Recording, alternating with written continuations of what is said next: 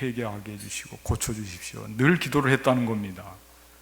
근데 그 기도 응답을 받아들이지 않고 하나님께서 계속 침묵하시길래 절규하면서 기도하다 드디어 응답을 받았는데, 얘야 나도 그 사람을 고치지 못한다 하고 응답하시고, 네가 차라리 먼저 변하는 게 낫겠다 해서 그런 응답을 받고, 그 다음부터는 마음을 바꾸니까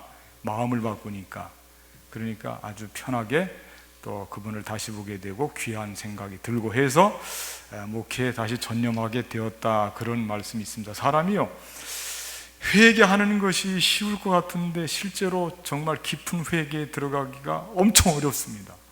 회개하는 거, 겉으로 표면적으로는 회개할 수 있습니다. 우리 인간관계 속에서도 사과할 때 표면적으로 사과하기는 쉽죠. 왜냐하면 입술로 그냥 미안하다 한번 하면 되니까. 그런데 마음속 깊이 회개하고 사과하는 문제는 상당히 힘든 문제예요. 어려운 문제 중에 하나입니다. 예수님 당시도 마찬가지입니다. 예수님이 정말 눈을 감아도 다닐 수 있을 정도로 늘 다니시면서 사역을 했던 공생기간 동안에 정성을 엄청 들였던 곳이거든요. 이 가버나움 중심입니다. 오늘 말씀 보니까 고라신도 나오고 베세다도 나오는데 갈릴리 바다 근처 지역들인데, 여기는 예수님께서 모르시는 데가 없을 정도로 늘 다니시던 곳이고 애정을 많이 드린 곳입니다. 오늘 말씀해 보니까 권능을 엄청 많이 행하셨다고 하는 것은 치유도 해주시고 그들을 위로해 주시기도 하고, 권능의 말씀, 좋은 교훈의 말씀도 전해주시기도 하고, 오병이어의 기적과 같이 큰 권능으로 굶주린 사람들을 배불리 먹이시기도 하고. 그러는데 문제가 생겼습니다. 그들이 그렇게 예수님의 애정을 들여서 그들을 변화시키고자 했지만은 그들이 생각처럼 쉽게 회개하지를 않는 겁니다. 예수님께 때로는 반감을 갖고 대적하는 사람들도 나오게 되고, 예수님 권위 무시하는 사람들도 나오게 되고요. 그리고 예수님의 말씀을 받아들이지 않고 하나님 나라를 가까이 하지 않고 자꾸 멀리 하는 거예요. 회개하지 않고 도망가요. 다른 사람들이면 모르는데 이 사람들은 예수님이 정말 애정을 가지고 보살핀 사람들이거든요. 그런데 그들이 회개하지 않는 거예요. 이방 사람들의 문제가 아니에요. 아껴줬던 사람들, 이들만큼은 하나님 나라의 주인이 되어야 될 텐데 하고 보살폈던 사람들이 회개하지 않고 점점 하나님 나라와 멀리 떨어져 가니까 얼마나 안타까웠겠습니까? 예수님께서. 이런 모습을 보면서 예수님께서 정말 오늘 말씀해 보면은 엄청난 충격적인 말씀이 나오죠. 회개하지 아니함으로 그때 예수님이 어떻게 했냐면 책망했다 나옵니다. 보통 책망을 받는 것은 바리새인들을 예수님이 책망하셨거든요. 그리고 애정을 갖고 예수님의 제자들을 때로 책망하긴 했지만 그건 잘 되라고 축복의 책망이거든요. 그런데 오늘 본문의 말씀은 이 책망이 엄청납니다. 왜냐? 거의 저주예요. 책망 내용이 말이에요. 뭐라고 책망하시냐면 화 있을진저. 이게 저주거든요. 화 있을진저 베세다 고라시나, 너희에게 행한 모든 권능을 두로와 시돈에서 행하였더라면 그들이 벌써 베옷을 입고 제에 앉아 회개하였으리. 회개하지 않는 이 모습을 보고 지금 두로와 시돈을 비유하시면서 뒤에 부분에 가면 저 몰락했던 도시, 하나님의 심판을 받았던 소돔성을 지금 비교하면서 회개하지 않는 그들의 모습을, 이 가버나움에 있는 사람들의 모습을 이렇게 지금 꾸짖고 있는데, 이 내용은 거의가 저주에 가까운 내용이에요. 화 있을진저. 이거는 정말 바리새인들을 향해서 예수님께서 비수같이 꽂았던 그런 책망이었는데, 이게 이렇게 지금 다시금 이런 말씀이 기록되어 있다고 하는 것은 이게 우리 정신 차려야 돼요. 왜냐하면 예수님 가까이 있던 사람들에게 주신 충고의 말씀이기 때문에. 한국교회가 약점이 뭐냐면 회개 촉구하는 설교를 잘 못합니다. 목회 열심히 잘해서 교회가 부흥하고 성장하려면 세 가지 설교는 하지 말래요. 첫째는 헌금 설교하지 말라, 둘째는 전도 설교하지 말라, 셋째는 회개 설교하지 말라. 왜냐? 그런 설교하면 교인들이 절반으로 줄어들 것이다. 회개 이야기하면 다 싫어해요. 제가 오늘 일부 예배 때도 회개 말씀 전하는데 제 속마음에서 막 소리치고 싶어요. 회개하라고. 그런데 저 자신도 회개할 게 많이 있거든요. 그러니까 제가 자꾸 소리가 죽어져요. 회개하십시오. 살살 꼬시듯이 회개하십시오. 회개하십시오. 구약의 선지자들, 예수님까지 그렇게 하지 않았습니다. 정말 회개를 선포하고, 오늘 말씀에서 보니까 단단히 예수님께서 저들이 정신이 번쩍 들 정도로 지금 화 있을진저 너희가 이렇게 회개를 안 하는데 두루와 시돈만큼도 너희들은 못하다. 저 옛날 소돔성 있던 사람들만큼도 못한 사람들아, 회개를 하지 않으면 너희들이 화를 당할 텐데, 그렇게 말씀하시는 거예요. 여러분, 그런데 회개를 하지 않는 것은 뭔가가 있겠죠? 이 마음속에 뭔가가 붙들고 있으니까, 그러니까 회개를 하지 않는 거지. 악한 사탄 마귀가 우리 마음을 빼앗아서 회개하지 못하도록 회개를 방해하는, 그런 회개를 못하도록 억누르고 누르는 이 뭔가 마음이 있어요. 그거 있습니다. 회개하지 못하게 하는 그 엄청난 죄악 덩어리가 있다니까요. 그거 빨리 벗어버리고 그거 탈출해야 돼요. 그거 던져버려야 돼요. 그거와 싸워서 이겨야 됩니다. 극복해야 되고, 계속 지니고 있으면 안 돼요. 그래서 오늘은 본문의 말씀을 중심으로 해서 우리가 왜 회개하지 못하는가? 회개하지 못하면 우리는 결국 멸망을 당하고, 나중 주님 만났을 때 우리는 정말 엄청 큰 벌을 받을 텐데, 우리가 살 길은 회개하는 것밖에 없거든요. 회개, 진실되게 회개하는 것밖에 없어요. 근데 회개하지 못하는 것들이 가로막고 있어요. 어떻게 할 겁니까? 빨리 해치워야죠. 탈출하고 넘어가고, 싸울 것이 있다면 싸우고. 그래서 우리가 회개에 이뤄야 됩니다. 그래야 우리의 삶이 불행에 빠지지 않고 행복한 삶을 누리고 하나님의 자녀로 당당하게 살아갈 수가 있는 것입니다. 그래서 오늘은 우리 마음을 붙잡고 회개하지 못하도록 하는 이 심적인 뭔가 이 쓴 뿌리, 그 점에 대해서 몇 가지를 말씀을 좀 드리려고 합니다. 첫째, 저를 한번 따라하겠습니다. 영적 무감각증에서 탈출하라. 아멘. 그렇습니다. 영적인 무감각증, 감정도 메말라 있고, 또 사람들이 점점 기계화되어 가고 있습니다. 눈물도 없어지고요, 공감도 하지 않고, 내가 무슨 죄가 있어? 아무리 노래를 불러도 따라 부르지 않고, 즐겁게 춤을 춰도, 피리를 불어도 춤을 추지 않고. 요즘 시대가 참 시간이 많이, 예수님 당시에도 그랬지만 요즘 시대도 이건 우리에게 너무 닮아 있는 모습이에요. 그 사람들의 마음속에 이 무감각증이 자꾸 살아나요. 죄에 대한 생각이 없어요. 이게 뭐 죄야? 다른 사람들 다 그렇게 하는데. 죄라는 생각이 없어지는 거예요. 그러니까 내가 무슨 누구 사람을 죽였어? 내가 무슨 도둑질을 했어? 내가 뭘 죄 줬어? 난 별로 죄 안 줬어. 그런 생각. 죄에 대한 무감각증이죠. 여러분, 저도 마찬가지인데, 여러분들이 오늘 교회 나오시면서 예배를 드리는 이 자리에 나오시면서 마음속에, 하나님, 제가 주님 앞에 나가지만 송구스러운 게 있습니다. 난 이런 죄가 있습니다. 주님, 오늘 저는 참회 기도를 드리면서 막 울 것 같습니다. 주님, 이따가 눈물 나면 어떡하죠? 그러시면서 나온 분들이 있습니까? 있으면 축복인 줄로 믿습니다. 우리가 교회 나올 때 그런 생각들을 보통은 별로 하지 않습니다. 회개에 대한 생각, 생활 속에서도 마찬가지죠. 이 가버나움 사람들도 마찬가지예요. 예수님의 사랑 그렇게 많이 받고 가까이서 뵐 수 있는데 자기 가슴을 칠 생각을 하지 않는 거예요. 무감각해서. 그래서 예수님께서 오늘 본문의 말씀 읽기 전에, 오늘 이 본문의 말씀 바로 전에 있는 말씀과도 통하는 말씀이거든요. 조금 말씀 앞에 있는 부분을 한번 한 절을 좀 읽어보겠습니다. 17절 말씀인데 17절 말씀 같이 한번 보겠습니다. 이르되, 시작. 이르되 우리가 너희를 향하여 피리를 불어도 너희가 춤추지 않고 우리가 슬피 울어도 너희가 가슴을 치지 아니하였다 함과 같도다. 아멘.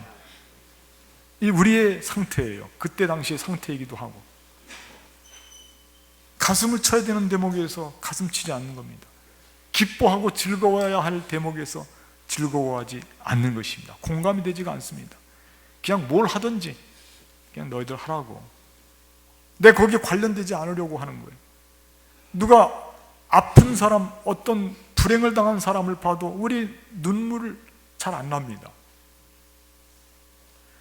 어떤 죄를 짓게 되었는데도 심지어 내가 어떤 죄를 지었는지조차도 인식을 하지 못합니다. 그만큼 우리의 영혼에 날은 무뎌져 있습니다. 그래서 우리는 영적으로 내가 무감각증에 걸려있어요. 여러분, 무감각증을 가만 놔두면 그거 경화되지 않습니까? 간경화도 그렇지만은. 근데 우리가 이미 그런 상태에 있어요. 그래서 이 회개에 대한 생각이 우리 일상생활 속에서 거의 없어요. 신앙생활 하면서도, 저도 모태신앙입니다만은 오랫동안 신앙생활 하면 내가 일상생활 중에서 회개에 대한 생각이 별로 되지가 않는 거예요. 그 자체가 없다니까. 신앙생활의 제일 중요한 부분이 뭐냐면 깨어있는 거거든요. 회개해야 되는 부분에서 내가 걸려야 되거든요. 예민해야 되거든요. 근데 예민한 그 감각이 없어진 거예요. 주일날 내가 예배 나오는 거 어쩌다 빠질 수도 있지. 그게 무슨 죄까지 되겠습니까? 어쩌다 내 11조 띄어먹을 수도 있지. 죄가 되겠습니까? 전도 안 할 수도 있지. 죄가 되겠습니까? 뭐 봉사 안 해도 되지. 뭐 내가 예배 드리러 같이 봉사합니까? 무슨 죄입니까? 감각이 묻어져 있어요. 나 개인 생활하고 신앙생활 하랍니다. 너무 타치하지 마십시오. 감각이 묻어져 있어요. 웬만한 건 죄가 아니에요. 웬만한 건 죄와 관련되진 않아. 그러나 신앙이 깊어지고 정말 성숙한 신앙이라고 한다면 예민한 거예요. 그래서 이거 죄가 되겠구나 이러면 안 되지. 또 지은 죄에 대해서 끊임없이 가만히 있는데 죄 지은 생각들이 자꾸 떠오르는 거예요. 그게 신앙적으로 성숙한 사람이고 예민한 사람들이거든요. 깨어있는 사람들.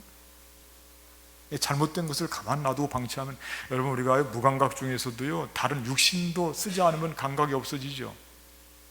제일 위험한 무감각이 우리 영적인 무감각을 방치하는 것은, 이건 우리가 동물적으로 살겠다고 선언하는 것과 마찬가지예요. 우리는 동물 아니에요. 하나님의 형상을 타고 이 땅에 태어난 거예요. 그런데 우리가 영적인 무감각증에 빠져 있으면서도 우리를 살피지를 않는 거예요. 그 잘못된 그 습관을 버리지 않으면 살 수가 없는데. 곤충학자 파브르라고 하는 사람이 어떤 실험을 했는데요, 벌레 중에서 일렬로 이렇게 쭉 가는 벌레가 있답니다. 그 벌레 이름이 소나무 행렬 모충이라는 벌레인데, 근데 그거는 늘 행렬을 줄을 지어서 이렇게 하는 거예요. 그래갖고 그 벌레를 몇 마리를 잡아다 놓고 화분이 있지 않습니까? 화분이 이렇게 동그랗지 않습니까? 화분에다 이렇게 몇 마리 올려놨는데 이놈들이 계속 화분만 도는 거예요. 이렇게 줄줄이. 먹을 거 있어요. 주변에 살 수 있어요. 근데 계속 화분만 돌아요. 돌다가 나중에 어떻게 됐겠어요? 지쳐서 죽었겠지. 잘못된 습관을, 영적인 이 고착 증세가 일어나서 영적인 이 무감각을 가만 놔두게 되면 우리가 어떻게 하나님의 형상을 회복할 수가 있겠느냐 말이죠. 실제로는 그런 일이 없다고 합니다만, 그래도 예화 중에는 좋은 예화가 있어요. 개구리 처음에 뜨거운 줄 모르고 담가놨다가 물을 서서히 끓이면 재미있게 놀죠. 그러다가 물이 점점 뜨거워지는 것을 모르고 나오지 않고 있다 나중에는 물에 데워서 그걸 삶아서 죽는다. 실제로는 그런 일이 없대는데 예 중에는 좋은 예예요. 무감각증에 빠져 있다는 뜻이죠. 죄의 무감각증, 우리도 모르는 사이에 우리를 점령합니다. 죄가 우리도 모르는 사이에. 그래서 우리가 죄를 회개하지 못하는 거예요. 죄에 대한 감각이 없기 때문에 회개에 이르지 못한다 이거예요. 아무리 북을 치고 장구를 치고 춤을 춰도 기뻐하지 않고, 여기 보니까 피리를 불어도 춤추지 않고, 피리를 불어도 슬퍼서 울어도 가슴을 치지 않는다. 오늘 우리 시대의 모습이에요. 단면입니다. 아니, 멀리 갈 필요 없습니다. 나의 모습이에요. 내가 그만큼 무감각증에 빠져 있고 무관심해요. 특히 죄 짓는 것에 대해서는 관대합니다. 조그만 죄 같은 건 죄도 아니에요. 그런 건 다 할 수 있는 일이고. 왜 이렇게 관대해졌는지 몰라요, 죄에 대해서. 그래서 뭐가 믿는 구석이 있어서 그렇겠죠. 그래서 우리는 회개를 잘 못하는 거예요. 회개해야 됩니다. 예민하게, 조그만 것이라도 나를 훑어서 보게 되고 말씀에 비춰서 보게 되고요, 그래서 나를 정결하게, 마치 은과 같이, 은을 단련해서 나오는 것과 같이, 불순물을 다 제거하는 것과 같이, 그래야 우리가 하나님께서 주시는 귀한 삶을 아름답게 행복하게 누리고 살 수가 있는 것입니다. 여러분, 영적인 무감각증에 빠지지 말고 빨리 탈출하고 나오시기를 바라겠습니다. 두 번째, 저를 따라하겠습니다. 영적 우월주의에서 탈출하라. 그렇습니다. 또 우리가 회개하지 못하는 것은요, 영적인 우월주의, 교만이거든요. 영적 교만입니다. 23절 말씀 같이 한번 읽어볼까요? 23절, 가버나움아, 시작. 가버나움아, 네가 하늘에까지 높아지겠느냐? 음부에까지 낮아지리라. 네가 행한 모든 권능을 소돔에서 행하였더라면 그 성이 오늘까지 있었으리라.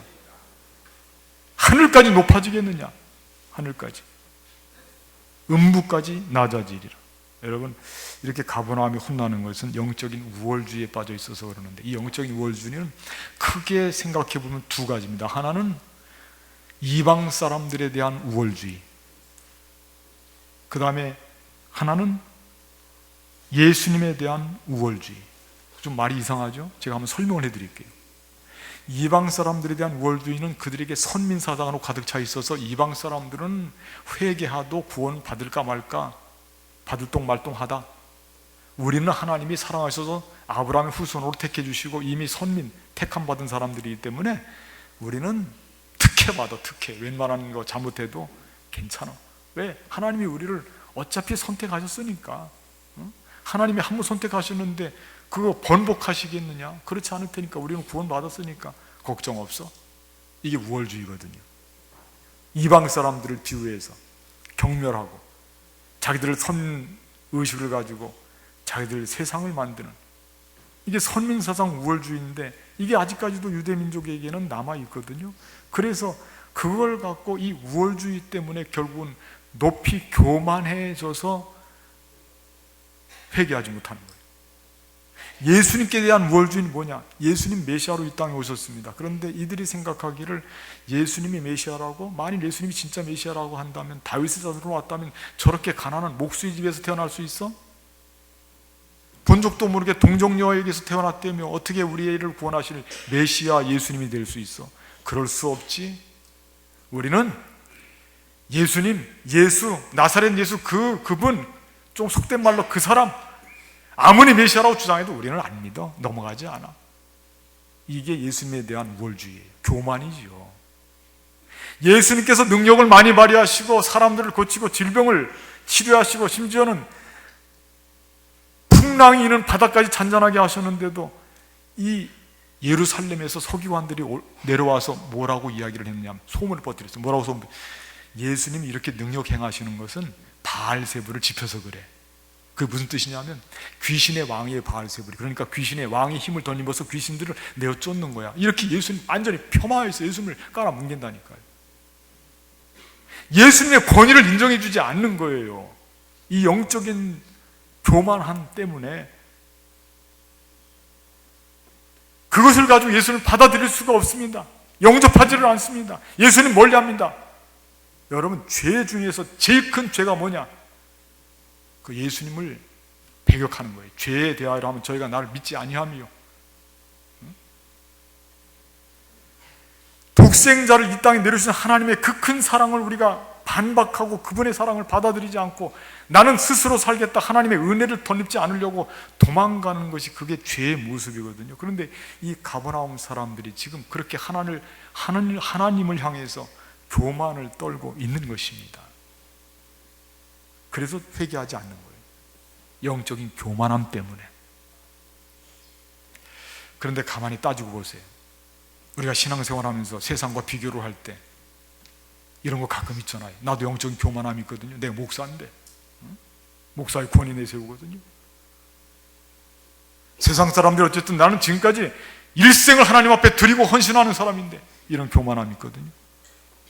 교회에서 중직을 맡을수록 그런 영적인 교만함이 있을 수 있습니다. 그래서 때로는 그 모습이 세상 사람들에게 비춰질 때 바리새인의 모습처럼 비춰서 우리가 오해를 받을 때가 있지 않습니까?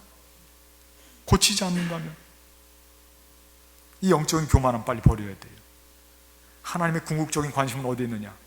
하나님은 교회에 궁극적인 관심이 있는 게 아니고요, 하나님이 결국 구원해야 되기 때문에 구원받아야 마땅한 구원의 대상, 하나님의 궁극적인 관심은 세상 한복판에 있습니다.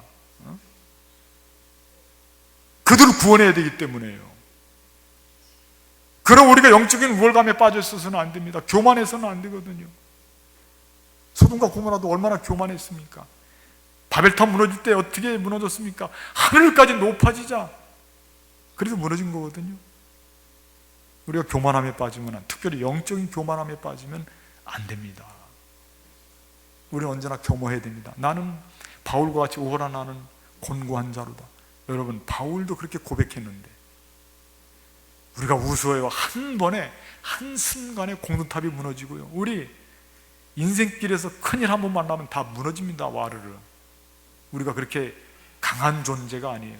죄도 마찬가지예요. 잘 버텨왔지만 한순간에 죄 때문에 인생 전체가 무너지고 하나님 앞에 영광을 드리지 못, 영광 가리고 자기 혼자만 욕먹으면 몰라요. 모든 사람들 교회를 더불어서 욕을 먹히고, 무슨 중요하고 오랫동안 쌓인 일 때문에 그런 거 아니에요. 한 가지 일 때문에 그런 거예요. 그런데 우리가 교만하다고요? 교만해서는 안 돼. 우리는 약합니다. 바울처럼 오호라 나는 곤고한 자로다. 누가 이 사망의 법에서 나를 건져주려? 우리 주 예수 그리스도로 말미암아 하나님께 영광을 돌린다 고백했던 바울과 같이 우리가 영적인 겸손을 취하고, 우리도 세상 사람들과 별반 차이가 없습니다. 우리도 겸손히 낮아져서 우리를 돌아보면서 회개에 이르도록 해야지, 영적인 우월주의에 빠져 있어서 교만함에 이른다면 결국 우리에게 닥칠 일이 뭐가 있겠습니까? 심판밖에 더 있겠습니까? 영적인 교만함 버려야 됩니다. 빨리 탈출하고 정말 우리는 겸손한 마음으로 바울과 같이 고백하면서 늘 우리는 저는 죄인입니다. 저는 정말로, 제가 가만히 생각해 보니까 그래요. 제가 목회를 하면서 얼마나 감사한지, 저는 어려운 일을 하나님이 피하게 해주셔서 제가 그런 일에 당면해 본 적이 없는 때가 더 많아요.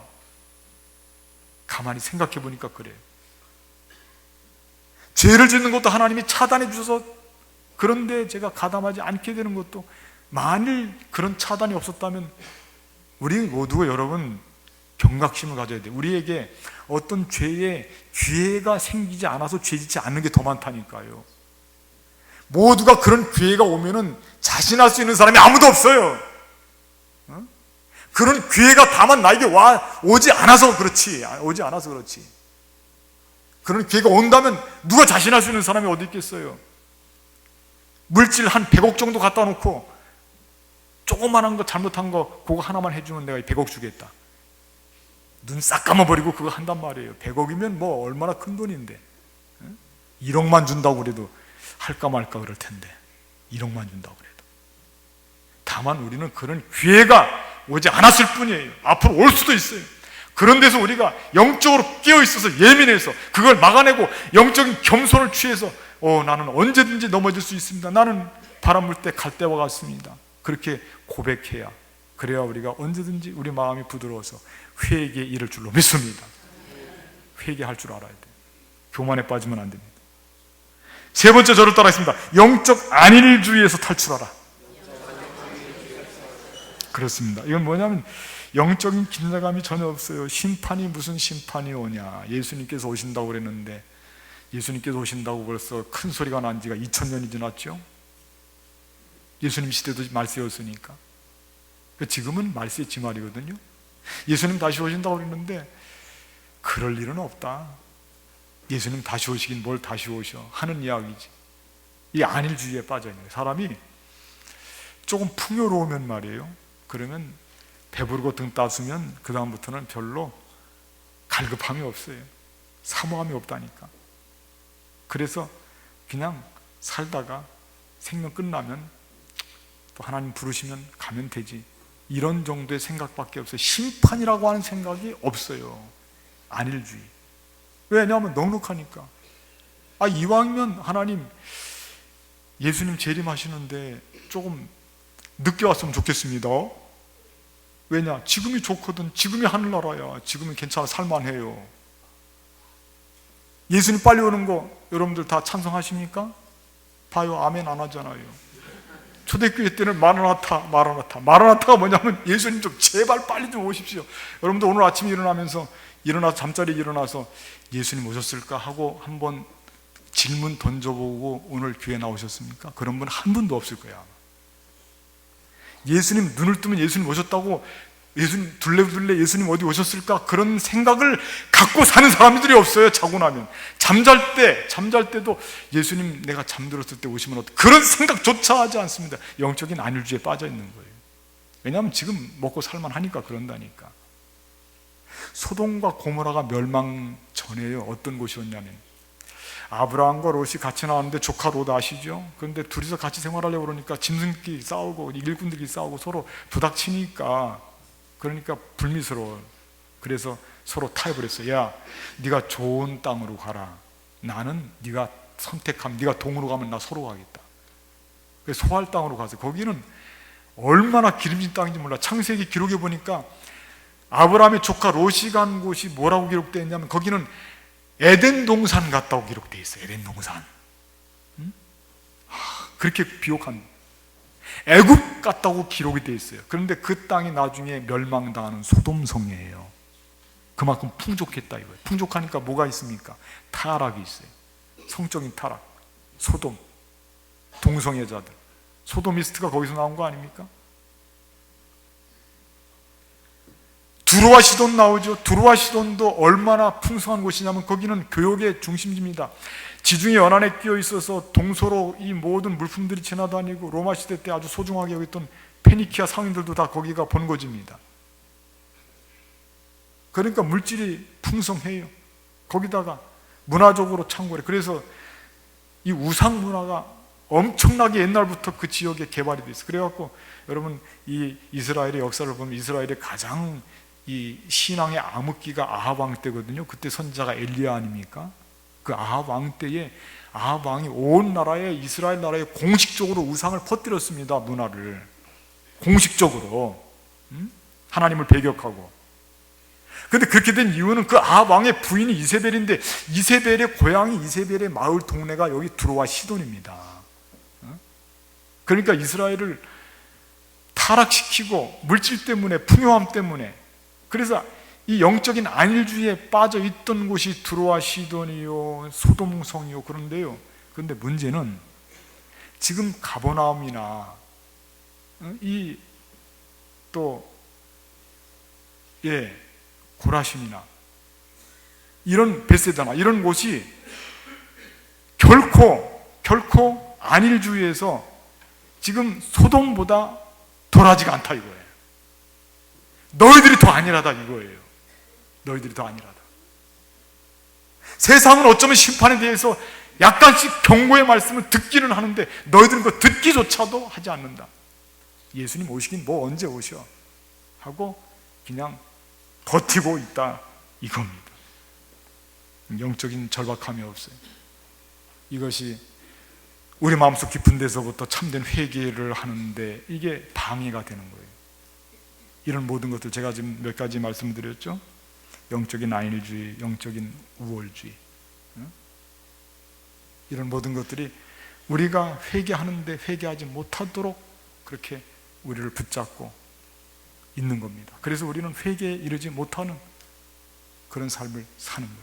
여러분, 이거 빨리 극복해서, 그래서 우리 마음속 깊이에서 정말 우리가 참된 회개에 이를 수 있도록 말씀을 중심으로 해서 우리를 돌아보고요, 늘 깨어 있어야 됩니다.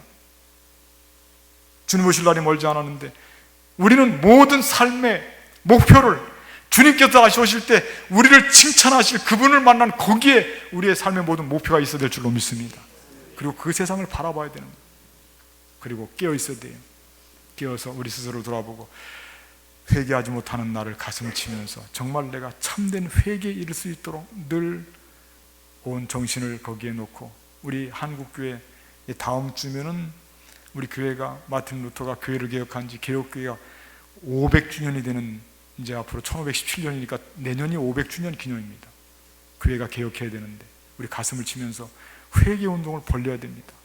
우리 교회가 먼저 앞장서서 회개를 해야 되고요, 그리고 나 자신부터 하나님 앞에 참된 회개에 이르러서, 그래서 회개를 가로막는 모든 이런 요소들을 물리치고 정말 참된 회개를 통해서 하나님 앞에 큰 영광을 돌리고 복되게 살아가시는 저와 여러분들이 되시기를 주님의 이름으로 간절히 부탁을 드리겠습니다.